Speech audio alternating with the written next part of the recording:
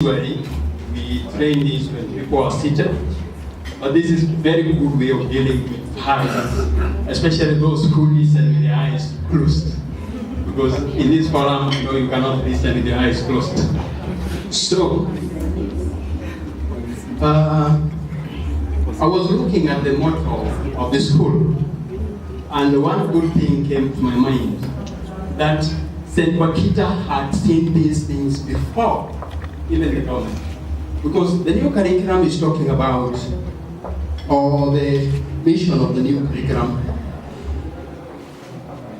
is talking about nurturing every learner's potential. Nurturing every learner's potential. When I was looking at the motto of St. Bakita, one of the things that came to my mind is that they had already talked about nurturing young talents. Nurturing young talents. The system of education as it is since 1985, when 844 was introduced, and we are all products of 844. I can see that. We are young parents. We are all products of 844. Since 844 was introduced back in 1985, something came up. And what came up is that every child is subjected through a very small hole we call examinations. I'll start with a story. And this tells or talks about the children that we have in our schools today. If you go to any class of 30 children, there is a child in that class in the front row or the back row who cannot write or read. These are children who are going to write zeros up to the end of the page. Or they write my, up to the end of the screen. The teacher tells them, write a composition about your school. And they start. You are, school, school, you are. And they finish the page using all those things. However, if you go to the bank or you get to understand that child better, you realize that that child has a strength somewhere. That is why there was an item on Facebook, not Facebook, but WhatsApp, some days back. And it was very relevant to the kind of curriculum that we have in our schools today. That item was talking about a fish, a monkey, a lizard, and you are telling all of them, you are giving them the same assignment, climb that tree. So in that class there is a monkey. I'm not calling your children monkeys. I'm just giving an elaborate image here. In our classes we have monkeys, in our classes we have lizards, but in the same class there is a fish. And you are giving all these children the same assignment, climb that tree. I'm going to tell you this for free, parents, that fish will never, ever climb that tree. It will never. But the monkey will do it so well and so fast. So, if you take that fish and put the fish in a different environment, an area of competency, water, that fish is going to do so well. Children close to school today, I hope St. Bakita also close today. And when you go home, the first thing you are going to ask your children is, where is that report book? And the child is going to present the report book to you. And the first thing you look, what position were you? Your position 32 out of 33. Then you ask John, you have done well today, you are able to defeat one child. Because normally you are the last one. What you are forgetting, or what you forget, is that there is a strength in John. And it is that strength that this new curriculum wants to enhance. It is that child who does not need to be subjected to the exams that we want to enhance, that area of competency. We don't need to judge that child using your neighbor's child. We need to identify the strengths of that child very early in life. And who is going to do this? The parents are going to do it, as well as the teachers. We all have a duty. And that is why, when you are training teachers in this new curriculum, we presented it actually in 3 days. Now we agreed that we need to call parents and enlighten them on this, so that what the teacher has done in school, the parents can also build on it. So This new curriculum, actually, the main drive is to help these children nurture every learner's potential. That fish needs to be enhanced to swim better. That monkey needs to be enhanced to climb better. We were all subjected to a system which was very unfair with our students. And I'm telling them that each one of us has a price. What is the price? You can't be able to determine your price so easily. Somebody goes to university for 4 years. You take a degree in chemical engineering. Chemical engineering. Even when you introduce yourself in college or university, you say, I'm Jack Cotiero, Department of Chemical Engineering. People respect you. What do you do when you leave that school and come outside here? The first assignment you do is calculate from here to equity is 50 meters. It is going to take me 2 days to dig a tunnel and come up on the other side. A chemical engineer. That is the kind of thinking they have. Why? No values. So this new curriculum is trying to impart values to our children so that they realize that they will be better humans once they respect their fellow human beings. So values. The second one is what we call theoretical approaches. I don't want to dwell so much on this. This one is more related to the teachers. Because we talk about theories. People who thought about how do children grow? How are they supposed to be brought up? So these are the theories. There are many. Sigmund Freud. Some of you probably have met them. Eric Erickson, and so many. So there are so many theories that we take this curriculum, we take this curriculum on. The other one is the principles. And the principles are many. We want children to realize an opportunity when they see one. When was he called J. Mo? This Chinese or he's an entrepreneur. Jack Ma. When he was here, he gave a very good example. He said, if you put 5 bananas here and 1,000 shillings, and you bring a monkey there, what will the monkey take? The bananas. The bananas. Because the monkey does not realize that 1,000 shillings can buy 5 batches of bananas. Our children are not able to realize opportunities when they see one. And in this new curriculum, we want to impart that and impart it well. Excellence, diversity, inclusion. I want to talk about point number C or E, parental empowerment and engagement. Parental empowerment and engagement. We want parents to participate more in raising the children. We are too busy, very busy. Doing what? Looking and searching for money to satisfy these children's needs. Get some time to share some moment with your child. Please thank you, please. Keep thanking me. Okay. I can talk for 3 hours. That's the problem with some of us. And it's 13 minutes. Huh? Then the other day you come for 2. How will you do? So, parental empowerment and engagement. And here we are saying, please parents, spare some time to spend quality time with children. There is a story on WhatsApp. I hope you have read it. It is talking about this child, this Chinese child, who the father came in one evening and the girl called the father. And he asked the father, Daddy, how much are you paid per hour? And the father said, I'm paid $20. I'm paid where? Huh? Per hour, paid $20. So the girl told the father, please Daddy, lend me $2. And that was a new term, lend me $2. What do you want to do with the $2? So the girl told the father, if you lend $2, I'll tell you what I want to do. The father went back to the pocket, gave the $2. The girl went to the bedroom and came up with $20 and told the daddy, I want to buy 1 hour of your time. Just 1 hour to spend some time with you. We are too busy. Too busy. And yet, what we are working for are these children. Sometimes take time off from work. Spend some quality time with your child. When I say quality time, sisemi ukae nyumbani na gazeti.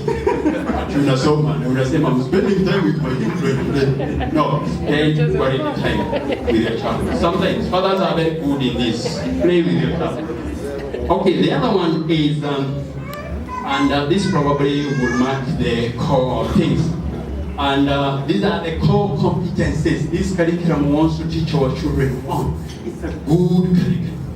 It's supportive, a very good curriculum. And some of the things, the core competencies we want to teach to these children, number one is communication and collaboration. If you look at our graduates today, those who left university last year, they cannot express themselves for 20 minutes in the same language. Excuse me, sir. Yes, karibu. Jack Otieno, na nilikuwa nakuja hapa. A mixture of those. So, communication as well as collaboration. Very key. We need to train our children on that. Critical thinking and problem solving. This one is key because we are not critical thinkers. Our curriculum did not prepare us to be critical thinkers. In fact, we are copycats. When I was in high school, 20 most reactive elements. Then you come with high-headed or how he likes beer but can never say, never nag a man or say the people's classical. That's Kenya covering. Where H is hydrogen, He, helium. So you have only put them here. There is nothing else you know about those items. You only just reproduce it because the exams will ask for reproduction of it. Then there is imagination and creativity. We need to develop imagination and creativity in our children. Our children lack creativity. Citizenship, that is very key. In Rwanda, every Saturday, people wake up early in the morning, even the president, and even, please note this, the first lady. They wake up at 6, go and donate 5 hours for their country, cleaning their country. So they leave their environment very, very clean. Kama ni tunnels zinatengenezwa and all the other items. So that is very citizenship. The other thing that is there is digital literacy. Digital literacy. I don't think this will be there. Just nitakatia alafu taendelea siku nyingine. Lakini I need to talk about digital literacy. When our children are born, they are born with an innate ability to operate these machines. I hope you have seen that. Have you? You give them their simu, the smartphone, anafungua vitu zingine hata hujawahi ona. Learning to learn and what we call self-efficacy. So as a parents, we have a duty. And this duty is to ensure that we spend some time with our children, provide your child with what they want. Because your value will be calculated with the kind of people you leave behind. Alright? I know you are here. I know you are here. You are here for these 2 hours. For these 2 hours because of that child. Alright? That is why you came. You have left so many items back at home. You are here because of that child. And I'm promising you, this time you are spending here for your child, you are going to reap the benefits. You are. Because despite you will not, when you are leaving this place, you will not be the same person who came here. Hata ukienda na kitu kidogo tu, you will be a different person. Men, please spend some time with your child. Thank you very much. I'm going to take my partner to just take 2 minutes, talk about digital literacy, because that is where everything is going. If you don't have an email, you are a kid. I want to use some very words. You are a kid. Anyway, let me end it there. Thank you. Welcome the main man, our director Joseph, who is going to welcome the speaker. Karibu Bwana Joseph.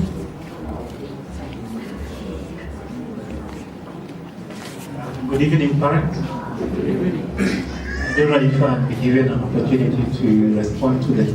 So later. Okay. I'll take this opportunity to welcome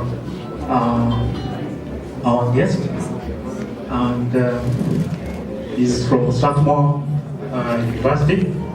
I think must be a lecturer there or something, but I know he's a senior staff at Strathmore University. This is second time joining us in this kind of event, and the reason why he's joining us, the content that he had last year, our first cocktail, was really informative, and I thought it would be very good. He comes back and shares the same, and probably the highlights is going to give you. But I was thinking with the new curriculum coming into play, the gentleman was here when he talked about St. Peter's, so the government curriculum before even the government sat down. I think I was really impressed. So, Mr. Fred, karibu. We say karibu. It is a Friday, we have worked hard, despite being told that we are the left hand, yeah? So I'll try to be fast, though there are a few more slides here, but I'll try to be fast.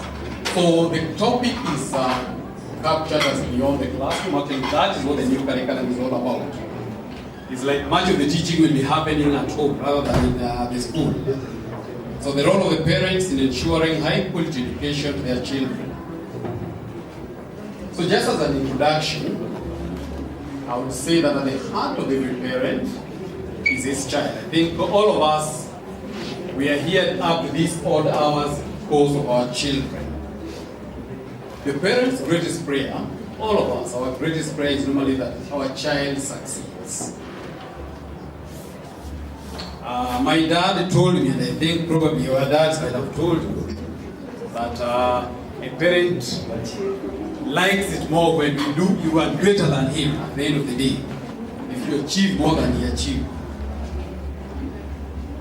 The parent yearns for the child's academic excellence and moral integrity. We don't just want academics. Is he equally morally upright? It is important to note that the first chapter of the book in a child's life is actually learned at home. It's not in school, it is learned at home. There are certain things that we have just to inculcate.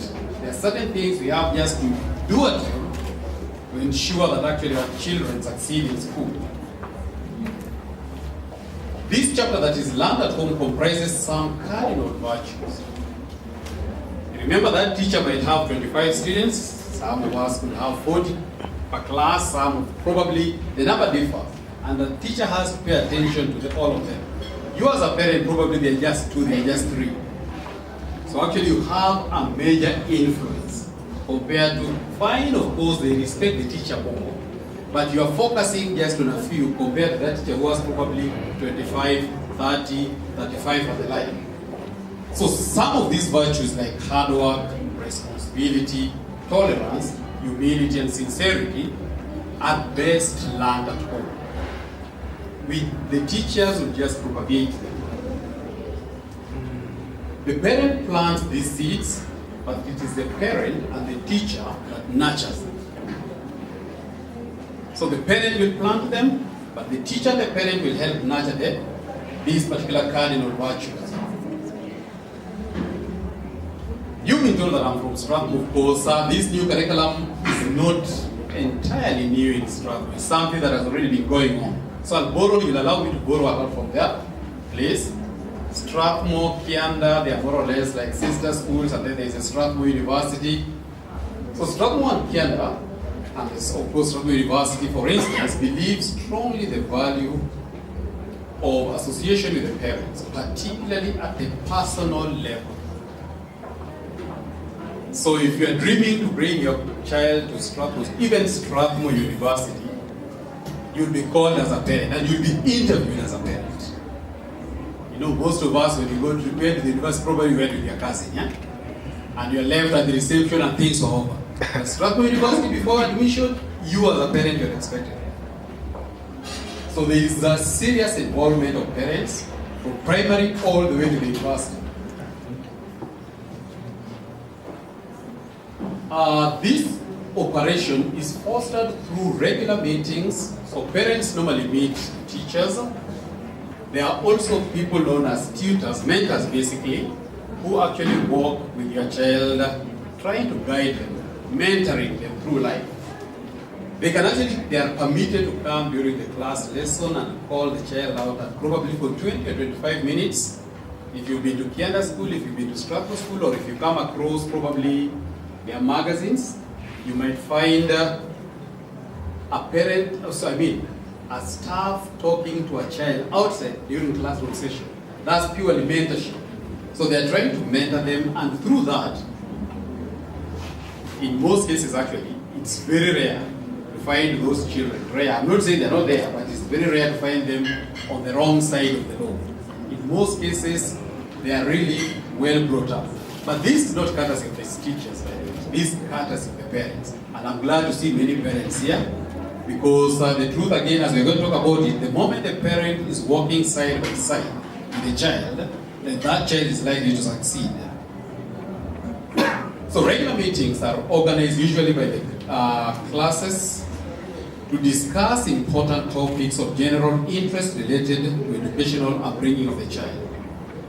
And in these meetings, as I mentioned, as we allowed you to repeat, in most cases when parents are called to school, probably I can send my wife and I tell her, I'm busy, you go represent. But Strathmore, Kianda, you are expected both of you. It's not a case of I'm busy. It's only under extreme circumstances that maybe you can be excused. But in most cases, you'll be expected both of you. And having been there for some time, I actually see the difference. I've also attended as a parent, of course, I have my daughter in Kianda, and I notice at times when I go with my wife, men have things they pay attention to, and women have things they pay attention to. And I realize at the end of the day that actually it's very, very important that a couple actually go to school, both of them. Because at times, some of the things that I'm told, I don't pay much attention, but when my wife comes pushing, you remember the teacher said this, then at the end of the day, that rings a bell. Well, actually, if I went alone, those are things I would have ignored. On the other hand, there are certain things the mother might ignore, but the man has paid serious attention. So it's normally very important. I don't know about St. Bakita, but I'm really glad I'm seeing from last year what they have been doing. I think they're also picking up. They have serious vision for this particular school. And I'm equally glad to see most couples around. You'll realize at the end of the day, whatever has been discussed here, some men will have picked this, ladies will have, what the ladies will have picked will be quite different from what the men will have picked. But when you go home and compare notes, all of that actually is geared towards bringing up that particular child. So normally it's very, very important that actually both of you avail yourself whenever you are called to school. And I'm happy for the couple that is here. There are even parents' sports day, father, son, and mother, daughter days out. These are normally actually for breaking the ice.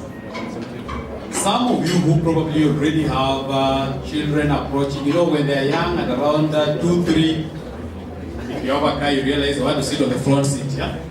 But by the time they reach 13, 14, you want to sit on the back seat. And somewhere where even the driving mirror will not capture them. So by then the conversation is going down. These particular activities are actually normally meant to break that particular ice.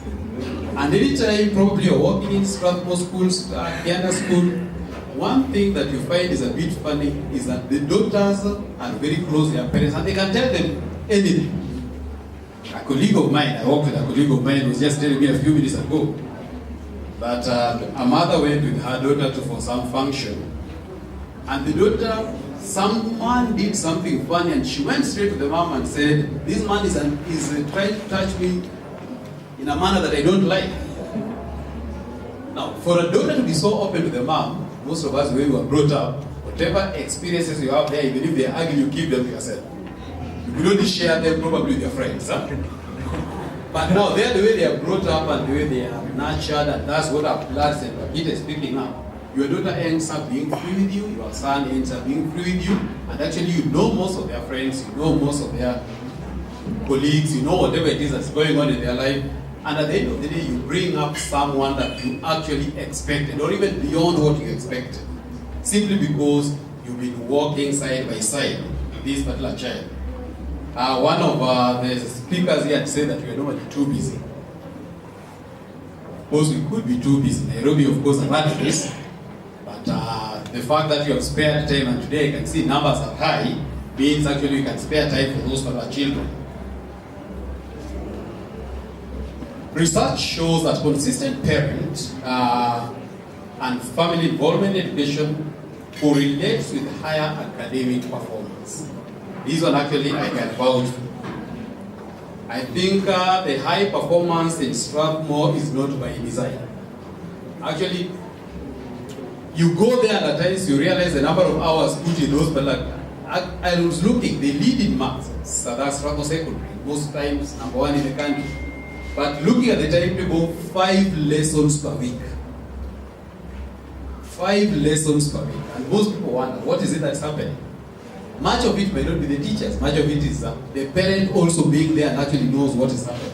And the child, therefore, is extremely keen because he doesn't want to disappoint the child. Same to Kianda.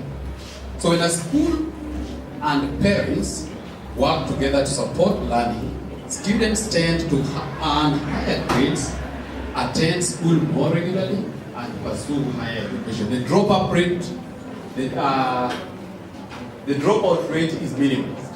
But the moment a parent disappears, then chances are that child might not be anywhere to be seen. I heard sometimes back a story from Nairobi School, actually from a staff of their story that called them off guard, of a child who every weekend would request that he has some medical condition, he would go home to be taken to the doctor. And it was a standby permission every weekend. So the teachers knew so and so normally has a medical condition, he's going home for doctor's appointment. But so many months down the line, one weekend the father appeared and asked for the son, and he was like, but your son comes home every weekend.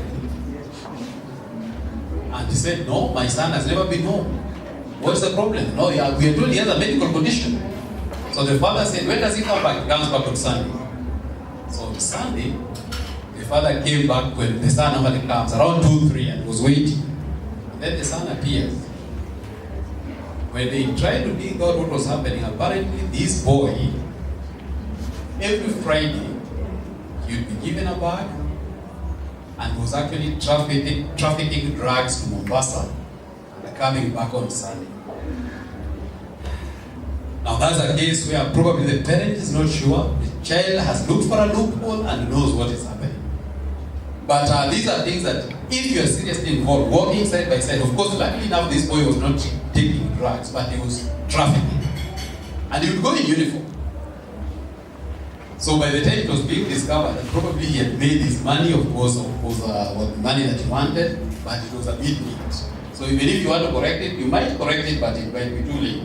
So when a school and parents work together to support learning, students tend to earn higher grades because you know what is happening in school. The child knows you are always there. The child knows you are in touch with the parents, the teachers, and in such a case, they tend to work more. Parents' involvement is not only key in addressing the school's dropout crisis, but also fosters higher educational aspirations and more motivated students. The students become motivated when the parent is involved. Parents are pivotal in child's attitude change, guidance, and motivation. But then the attitude of your child depends on you. Mothers around will agree with me. If you say, I don't like this, even fathers, if you say, even type of food, if you say, I don't like this, the child will also say, I don't like it. So such like simple things. The moment they see you have an attitude towards this, if they see you like reading, even if you're reading stories, they also say, no, they read. So the attitude molding of a child mainly depends on the parent. A responsible parent ensures he or she meets a child teacher and establishes a great rapport. There's a good relationship between the teacher and the parent. One of the things that as teachers, I'm a teacher by profession, you've been told, And one of the things, normally what we hear from the primary school sites, you must have had such like stories that you are normally told, don't talk negatively about the teacher in front of the child. Because the moment you say this teacher does 1, 2, 3, then the child also forms an attitude. If you have a problem with that, talk with your husband, talk with your wife separately, out of the earshot of the child. Go discuss that thing privately with the child. But the moment you say this teacher does 1, 2, 3, the child comes to school with an attitude. Even mom says you are this way, even dad says. So already he has formed an attitude. So such a parent who has formed a great rapport does not unnecessarily mean openness. If you are going to school, you are keen to find out why have we been told what is it that they need today.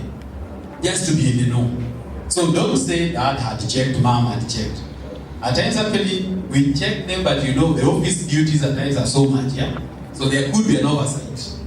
But when the two people check, if you just intervene, that's actually a double check, a complete turnaround of the performance.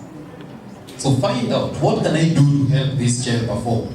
At times it's not even issues dealing with academics. Maybe it's just social life, or probably there's something that makes uncomfortable. Find out those such like things. So which areas of learning is my child in, and how can I be of help? So get to know the topics. I normally come here and I see you be giving feedbacks. One of the things I've seen, in the school where my children are, is at times you are all there to be told, this term expect. By mid-term, these are the topics we shall have done. These are the areas we shall have covered. So even if you hear them at home, you know what is happening. It's like you have the program of what is supposed to be taught in school. Why is my child always losing items? Loss of items at times is beyond carelessness. At times it could be something bothering a child. Of course, you might think it's pure carelessness, my child is careless, but at times, find out why is this child constantly losing things. What could be the problem? So get to listen to the child. Talk to the teachers. Hear what the problem could be. Educational experts observe that students tend to improve their performance when they realize that they are closely being watched by their parents. So when your child discovers that you are very close to the teachers, certainly the child will not want to disappoint you. They won't want to disappoint you. But the moment they know dad is normally rarely goes to school, mom rarely goes to school, then they are also not keen on performance. If a parent is positively close to the child and the teacher, the child will strive to attain success frequently so as to sustain a good relationship between the child and probably the teacher, the child and the parent. The moment they know that there is a positive relationship, they don't want to disappoint you. Parents should strive to spot something positive. You know, we are normally quick at spotting negative things, yeah? So can we spot something positive and also work on it with the children? I do a lot of debate in my free time. And during debate, some of the things we say is, if you are criticizing something, you use a sandwich method. The sandwich method is more or less like, you know, the way the sandwich is, yeah? So say something positive, then negative in between, then positive. You know? So even if you are not abusing your child, or even if probably is the teacher, are you able to use the sandwich method? I like 1, 2, 3, 4. However, there is this bit that is not happening well. But all in all, I think you've so far done this much. So the child gets to know, or whoever it is that you're criticizing, that you're not focusing purely on weaknesses. So you're also looking at the positive things. Parents should share information that can help understand the child. You know, these children are unique.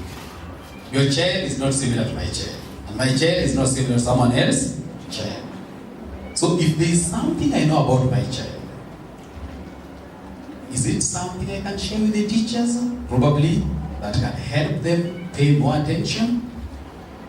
Some of the children, as the gentleman from the ministry had talked about here, it's not that they are academically weak. Some of them, we are gifted differently. My speed and yours could be very different. I could be a slow learner, you're a very fast learner. But if I, as a parent, have discovered that my child is a slow learner, am I able to tell the teacher that this, I think, from my child, this is what I'm seeing?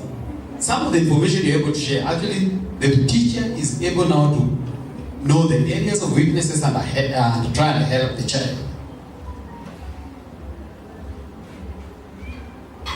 So what is the role of the parent? Generally, a parent's role to the child is that he or she should be a role model. At times when you talk to teenagers, even after Form 4, first year, second year, you ask them, who is your role model? You get amazed if someone says, my role model is my dad. Actually, and some of them say, you can imagine what that father has done. Or another lady will tell you, my role model is my mom. So it's like, I don't need anything beyond. I just want to be like my father. So try and be your child's role model. Now, with the current syllabus, I will mention a few things on it. I saw here we were at least taking a few things. I avoided them so that I don't speak, as we say informally, I don't say nyanya. If, for example, I drink, and I constantly drink at home, which role model am I showing my child? It might not be bad drinking, it might not be bad smoking. We are not against those. Of course, we have to lead our life. But doing them constantly in front of the children, we could be painting another picture. So try and be your child's role model. Pay attention to what the child loves. The child might not necessarily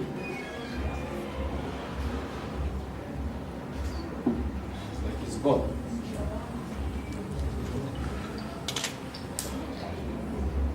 Okay. The child might not necessarily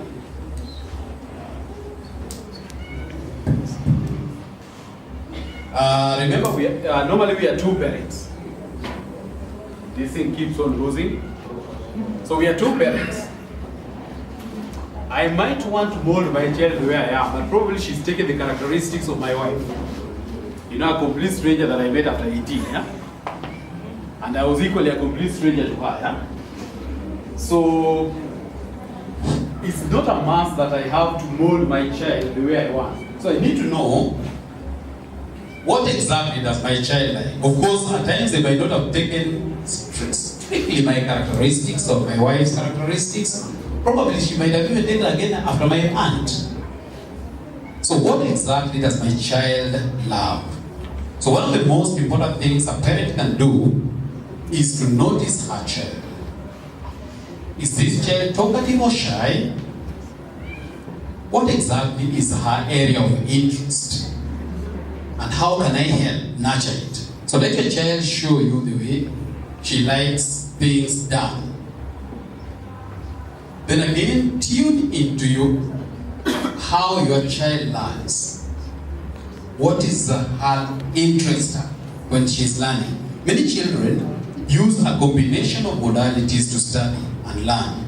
Some learn visually through making and seeing pictures, others through tactile experiences. So the way I learned might not be the same way my child might learn. So normally it's just important that we identify their areas of interest. Then practice what your child learns at school. Get to know what they are learning in school. The anxiety that the first parents have. All of us have gone through that when I had my first kid and it was time to go to school. And of course bought the chart of ABC the way I was taught. And I was busy teaching ABC. Then later on you take them to school and they come with some of the things. So I'm busy teaching something else at the school, something else is being taught. Apparently nowadays they're not being taught ABC. Yeah? they learn sounds, sort of. So getting to know whatever it is that they learn is very, very important, so that we don't counter-teach and end up confusing them. Set aside time to read together. Try and always read with your child. Reading aloud regularly will expose a child to the sentence structure, vocabulary, and pronunciation, mainly pronunciation.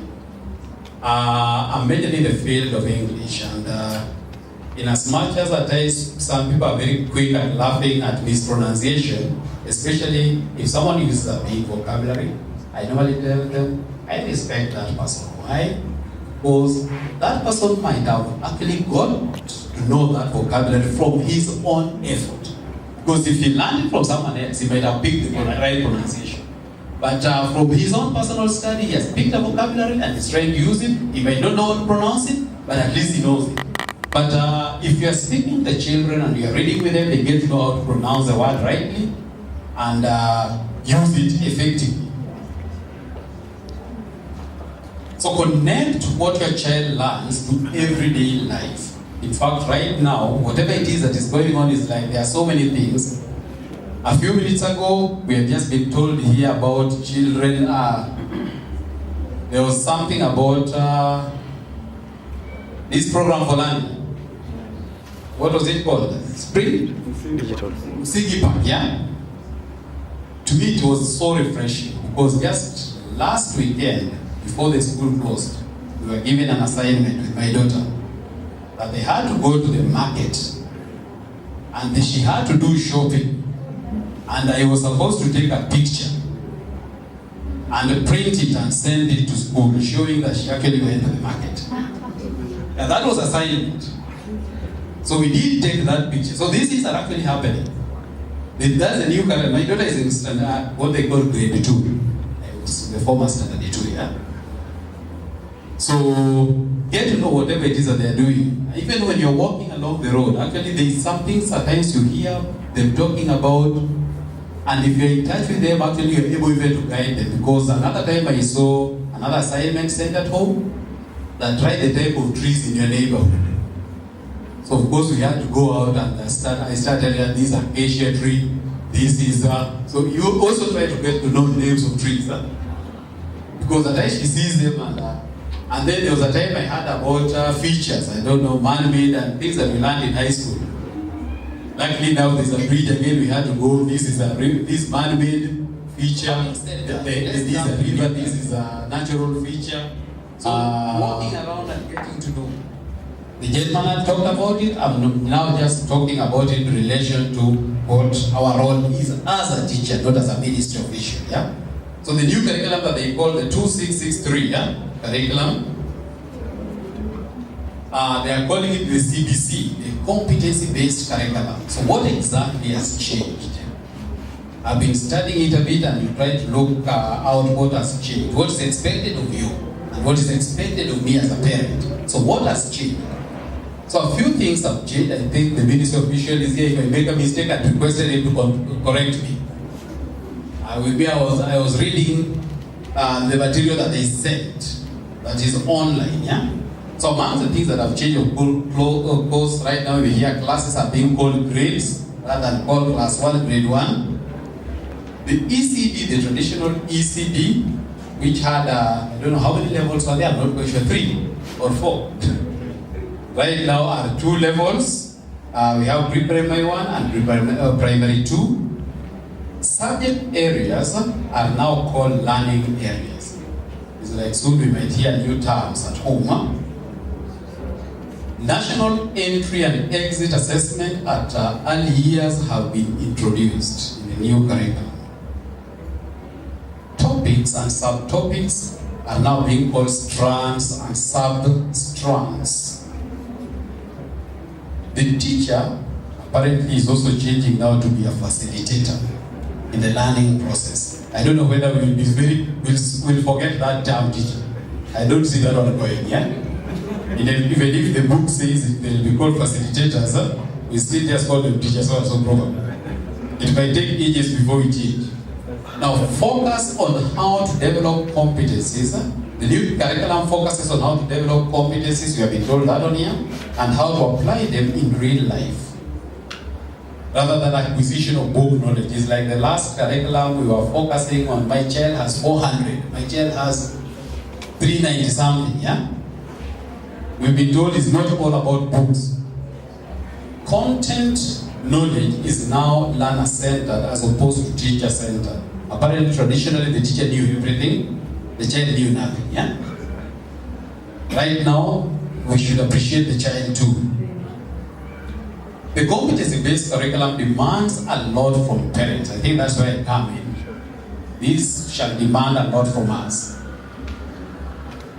In as much as I find myself in the field of teaching, I also attend these talks, and one of the things we were told, like in Canada, that parents expect to do a lot. Expect to do, and I'm currently doing a lot. This is just a definition. Competencies are a collection of trainable skills, knowledge, abilities, behavior, attitude, aptitude, confidence, experience, talent, and so these are the things that they want to nurture from the child. The competency-based curriculum aims at exploiting, among other things, communication, critical thinking, imagination, creativity, self-efficacy, and digital literacy.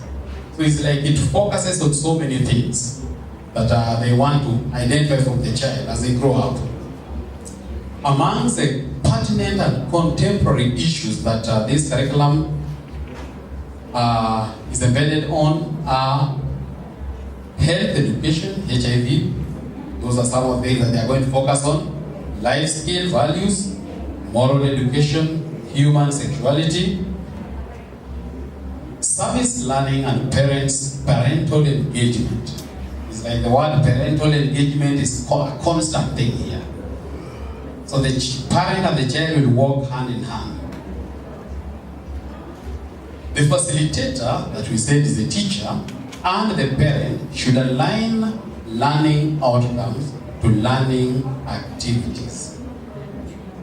So both the teacher and the parent shall actually, what we used to call objectives, will be aligned to activities and experiences. What are the advantages of this thing, the competency-based curriculum? Just a brief summary. They say it's learner-focused, it focuses on learner competencies, opportunities for local decision-making and greater depth of study, balance between formative and summative assessment. As traditionally it was just summative, you know. What you get in class 8 is like a final determiner. What you get in form 4 is a final determiner. But in this current system, there will be exams that add up. So it's not a one-off exam. Then we've been told digital, it's digital based. Then it's a collaboration and co-development model, co-creation of curriculum with partners and stakeholders. Partners here are of course teachers, parents, and some other areas of concern. And this leads to a complete paradigm shift. So there is a complete paradigm shift. Shift to which areas? Just a slight comparison between 844 and 2663. It's like you're moving from less to more. And what are these? It's called the content focus was less in 844. It was rigid and prescriptive curriculum with limited flexibility. If you failed in class 8, you are determined as a failure, which might not be the case in this particular exam. 844 primarily focused on summative assessment, class 8 KCP or Form 4 exam. It emphasized more on schooling and it emphasized more on teaching. What about the new curriculum? It focuses on competencies. It's more flexible with opportunities for specialization. The ministry gentleman had said that if you tell a fish that it cannot climb a tree, then it will lead all its life believing that it is foolish. And that is the case probably. If my child cannot do probably this subject, then we assume they are foolish. Yeah? Well, they are probably their areas they are strong in. This new curriculum is balanced. It has balanced assessment in most of the areas. It emphasizes on education rather than schooling. And it emphasizes on learning. So there is more learning rather than teaching. So we are moving from the student to the teacher. There's another seminar that was held in Strathmore University around November, which we attended, and we are being taken through. Actually, this new curriculum is new in Kenya, but it's not new outside. It's something that's already going on in some places. And some of the things that we are being taken, of course, what they are calling it is train of trainers. So what we are being taken through is what the teachers ought to do. So the people that were being trained were supposed to be sent to various schools to go train the facilitators, the teachers right now. And much of it is like the teacher does very minimal. I don't have time to take you through that right now, but what we'll do is you do something maybe for 5 minutes, then the rest you can sit down and look at the students working.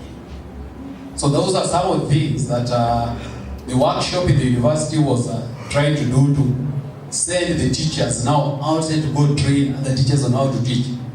And they had various methods, so various things that were supposed to be done, various approaches to teaching. So you can use this method, you can use it. There's another one called gathering, where every student works and they paste the things on the wall. Then what I've pasted as a student and what she has pasted, I come and I compare what we have done. So I learn from what she's done and she learns from what I've done. So it's like more of students working than the teacher. So how does the competency-based curriculum differ from the previous curriculum? I've mentioned a few things here, but again, just from what he said, the previous curriculum emphasized more on competition and grades. We used to see so many celebrations with PCP and PCC results were out, yeah? But this one emphasizes more on excellence and competitiveness. So grades are no longer there. The teacher was the main source of knowledge, with the learners being more passive. While in the new curriculum, the teacher, or rather the facilitator, constructs all knowledge through exposure to challenges, situations, and experiences. So what the real life situation? There was very little parental engagement. In fact, most of us parents were just dancing at the final time, yeah? When my child has 400. Okay, that's when you know the real father. This is my son. But when things were thick, the father was nowhere, yeah? When the new curriculum engages parents through empowerment and allows shared responsibility in all tiers of levels of basic education. I didn't pick all the advantages, I just picked a few. There are many, of course. So there was a table like this, you might not be able to see it, that shows a serious collaboration, connection between the parents and the school. It's like this curriculum, I think I've repeated this a lot. This curriculum focuses more on parental engagement. So it's like, even from the planning level, you might not see this rather small, there is a plan collaborating. So it's like we are planning with the teacher. I plan something, the teacher plans something, says at home, I also put my modification. Then the child tries it out. So there's a level of trying it out. Then we observe, evaluate, reflect, if possible, plan again.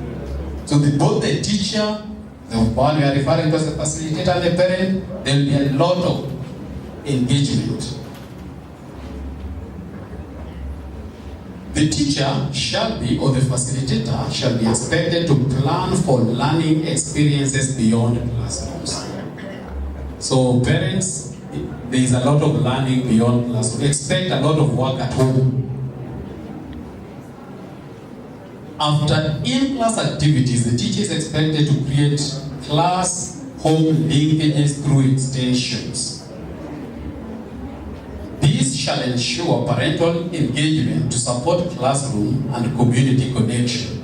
They are learning actually the real life things right now outside here. What is happening outside. And the teacher will not be able to work with the 25 children in the community. I, as a parent, I work with my daughter or my son.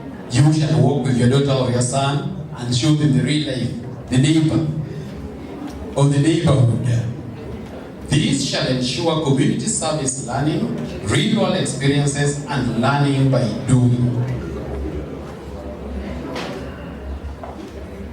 So why give some extension work? You know, some of the things, sometimes when I get back home and I realize there's a lot of homework, I start complaining.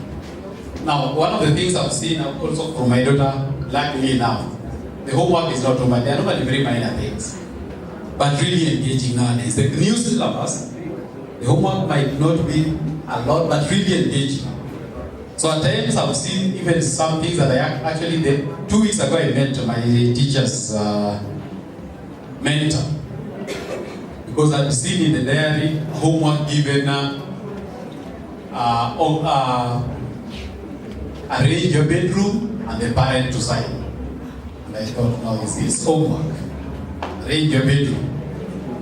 So she told me I've arranged the bedroom, but to propose the parent was to sign. So I told her, let's go and check. But after 3 days again, arrange your bedroom. So I said, what is this business about arranging the bedroom? This is the homework being given out. Now, when I went to school, I had it is under one topic known as I'm yet to master these current topics, these subjects. I think there is something about this hygiene, and then there is another one. I don't know, I cannot master them. Because even in hygiene, we've done some things. And I found myself constantly engaged. So why give some extension?